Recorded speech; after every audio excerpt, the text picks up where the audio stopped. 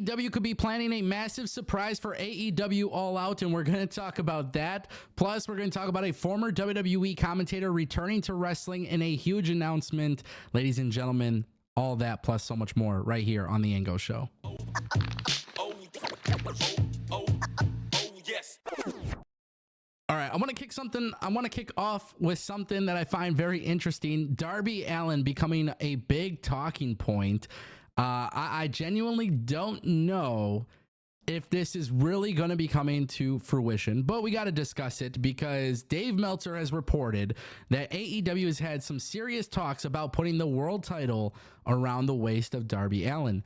Meltzer wrote in the latest Wrestling Observer newsletter, "Nobody expects a long title run from Danielson, but for 1 month feels too short. We've heard talk of Darby Allin getting a run as a champion no matter who wins. We know that's been talked about seriously, but as to when, that's less clear." Now, I don't know if this is Dave Meltzer speculating in typical Dave Meltzer fashion or if there is some legitimacy behind this, but I do find it very interesting, the timing surrounding this, because there is obviously history between Darby Allin and Swerve, and it could make a lot of sense for them to go that route. It's also very interesting that this report is coming out when we know that there's going to be a casino gauntlet match at All In at Wembley Stadium, where the winner will get an opportunity to face the world champion. And then also, you got to factor in Bryan Danielson and whether or not he plans to retire. That is something that needs to be discussed as well. So this is a very interesting thing. Now, this is what I will say. AEW has a lot of people who are ready and prepared to be world champion. And I'm curious as to why so many people have been overlooked or so many people have been passed by. They've come in, they get a big debut, and then eventually they don't really have anything going on for themselves. And I don't want to, like Darby's a great talent, but at the same time too, I don't really feel like Darby's been doing anything on television that makes me have that perception of him as the next one in line. And quite frankly, I don't think there's really anybody in AEW who have necessarily been positioned as the most possible next champion. Now, I do want to throw this out there. I think Hangman Page and Swerve should revisit their feud. I think Hangman should be the guy that is holding the world title in AEW.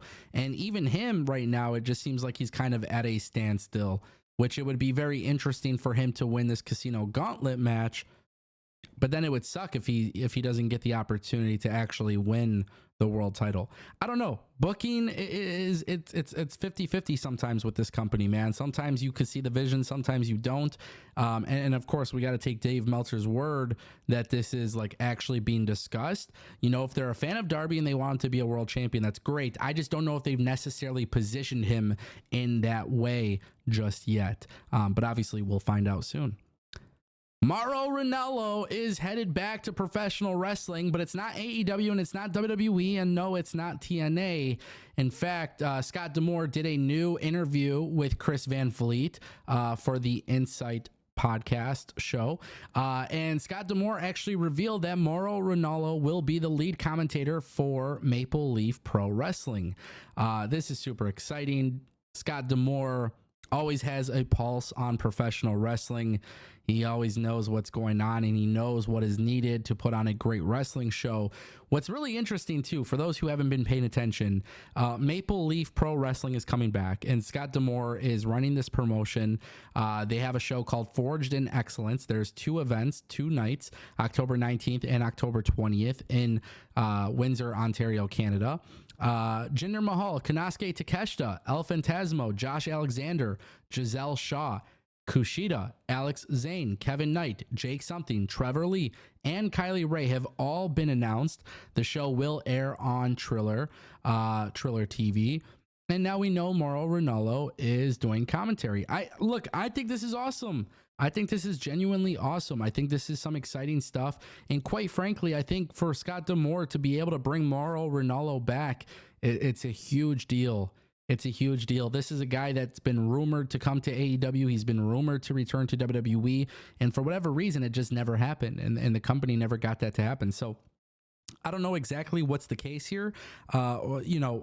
There's a lot of history with Mauro Ranallo and some of his issues that he had with WWE and traveling and stuff like that. But I like this guy, man. And I know that he's not everybody's favorite flavor, but I just think he shows that passion in such a unique way where his commentary actually makes matches just seem even more exciting than they actually are. I know some people don't like his pop culture references, but I don't really have a problem with that. And, you know, Maple Leaf Pro Wrestling, it's like, I feel like Scott D'Amore is kind of pulling off a GCW style approach to this, which would be very unique. I think it could have a lot of potential. But you got to have good commentators. And we don't know what led to Morrow coming to Maple Leaf Pro Wrestling, but I think this is a great thing for pro wrestling. And I think, you know, AEW's Kanosuke Takeshita being able to work with Scott D'Amore's new promotion, like, that's exciting too. Like, these are some good names. Obviously, some people come from TNA, but you have people from New Japan and AEW as well. I just think that's really fun. I think it's unique. I can't wait to see what this actually looks like and how it's presented and how it airs on Triller TV. I think that's going to be a big thing for it, but very, very exciting news.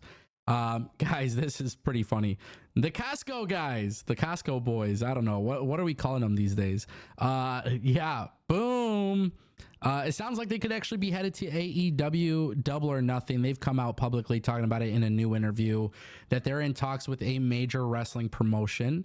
And what's really interesting is the date that they're kind of teasing is early September. We know AEW will be in Chicago for All Out. And it sounds like this could be the thing that actually happens. Now, you might know these two individuals because they are absolutely viral on social media. What's really interesting is, well, the father here actually used to be a pro wrestler back in the day. So didn't really have like this mainstream success with it, but he used to be a pro wrestler. He knows a thing or two about pro wrestling. These two are absolutely viral. Maybe you like their content, maybe you don't. But for AEW to be planning something with them, it just goes to show you how in touch Tony Khan is with absolutely everything happening in the mainstream world. And of course, these guys being viral superstars on TikTok, getting a chance to be on AEW is going to generate headlines for the company, which, as you guys all know, they desperately need. The ratings are low, attendance is low, but obviously Chicago All Out, it's the pay-per-view that happens every year. It is tradition, and obviously you want big surprises. So if I'm Tony Khan, I 100% agree with this decision. Hopefully it works out in their favor. But as always, guys, my name is Ango. This is the Ango Show. If you guys want more wrestling news, opinions, reviews, all that good stuff, make sure you click subscribe. And for now, I'll see you next time.